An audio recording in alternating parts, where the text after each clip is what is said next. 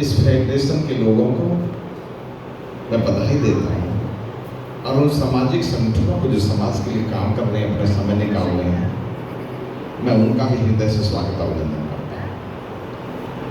भाइयों, मुझे अपने बचपन की याद है जब मैं छोटा सा था और कक्षा 9-10 में पढ़ता था और गांव में हम रहते थे तो कच्चे रास्ते थे। जब हम कच्चे रास्ते में निकला करते थे, स्कूल में जाया करते थे, तो पहले पैंट नहीं होती थी, पजामा ही होते थे, उनको ऊपर कर लिया करते थे, जूता चप्पल हाथ में ले लिया करते थे और रास्ते में कब निकला कच्चे रास्ते।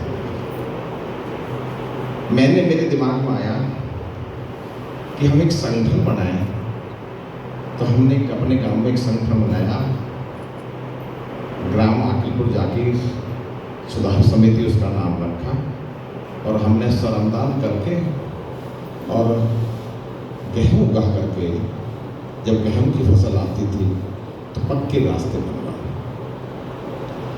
मुझे मालूम है आज आदमी के पास समय नहीं है, आदमी बहुत व्यस्त है, अपने कार्यों से व्यस्त है, अपने परिवार के कार्यों से व्यस्त है।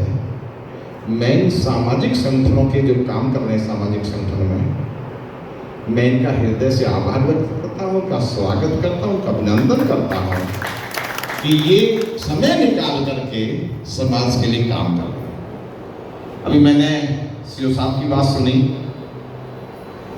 कि कुछ ऐसे लोग हैं समाज में जो बहुत पैसे वाले हैं, और एक बात तो मैं इनसे आगे कहता हूँ, कई लोग ऐसे हैं जिनके बच्चे अमेरिका में रहते हैं और आते नहीं, और माँ बाप के लिए नौकर छोड़ देते हैं, और जब माँ बाप की जयत हो जाती है तो उनके पास जब भी समय नहीं होता आने के लिए, कहते हैं पैसा है, पैसा से सारे काम कराते हैं। ऐसे युग में जो सामाजिक संगठन काम कर रहे हैं, जो हमारे बुजुर्गों को, जो सीनियर सिटीजन है उनको, जो इसकी कमी नहीं खलने दे रहे, उनका मैं पुनः स्वागत करता हूं। मुझे खुशी है कि इस फेडरेशन के अध्यक्ष परम आदरणीय एनपी सिंह हैं। एनपी सिंह को मैंने करीब से देखा है। एमएलए बने तो मुझे 7 साल हो गए हैं। एमएलए बनने से पहले मैं यहाँ का नागरिक था, मैंने जब भी इनके काम को देखा। इन्होंने नोएडा में बहुत काम किया और मुझे खुशी है आज ये पूरे जिले की फेडरेशन के अध्यक्ष हैं, और मुझे उम्मीद है कि जैसे इन्होंने नोएडा में काम किया, इनके मार्गदर्शन में ग्रेटर नोएडा में भी ऐसा काम होगा। मैं 2-3 बात कहना चाहता हूँ। एक बात तो ये कहना चाहता हूँ, जो आदरणीय भाई रणबीर सिंह भाटी प्रधानाचार्य ने कहा था, मैं इनकी बात पर गौर करूँगा। इन्होंने भी वही बात कही RWA के, और सिंह साहब ने भी वही बात कही RWA की। सिंह साहब एक दिन एक काम करो, RWA के क्षेत्र वाइज अगर नोएडा भी लोगे, ग्रेटर नोएडा भी लोगे, एक्सटेंशन में भी लोगे तो बहुत बड़ा हो जाएगा। अब हमारे पास भी समय है, चुनाव से फारिग हो गए, शादियां भी नहीं है,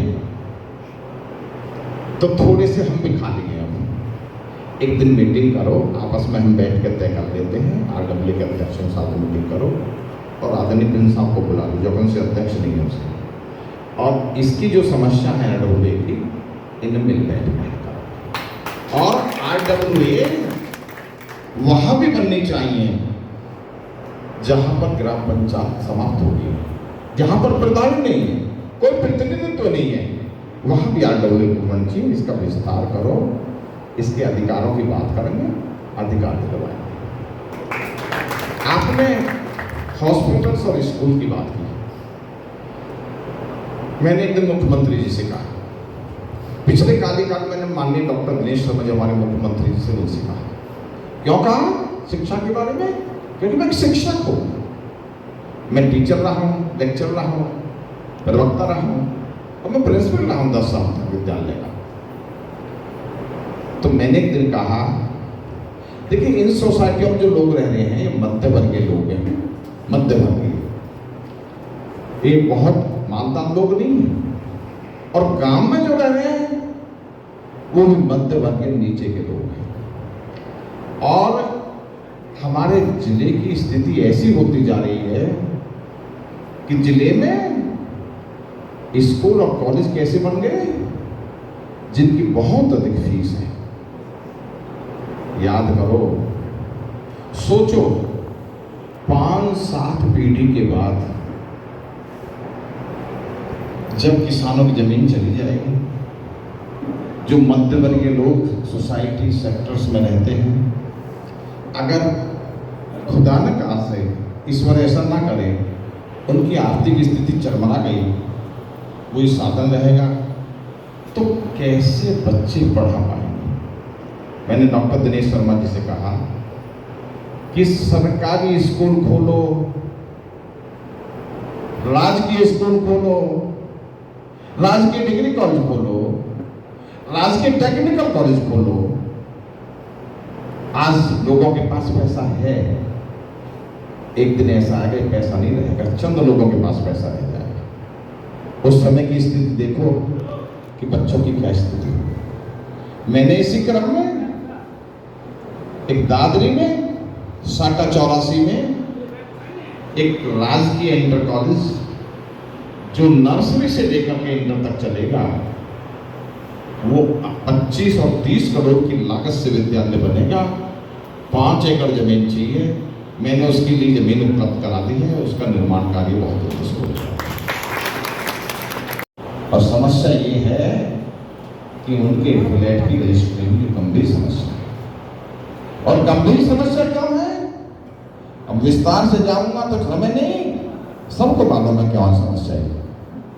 इस समस्या का एक कहावत है, मोदी है तो मुमकिन है और योगी है तो मुमकिन है। ये कहावत है, वो समस्या समाप्त हो रही है और ये समस्या समाप्त हो जाएगी।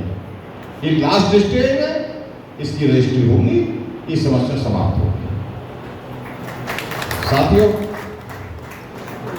एक साथ मिलकर काम करें कि जो आप फेडरेशन आपने बनाया है और जो जनता का हित कर रहे हो, जो सामाजिक संगठन चल रहे हैं, जो समाज में विभिन्न तरह के कार्य कर रहे हैं, इनको कभी भी मेरे सहयोग की जरूरत हो और जैसी भी जरूरत हो, मैं उसके लिए तैयार हूँ।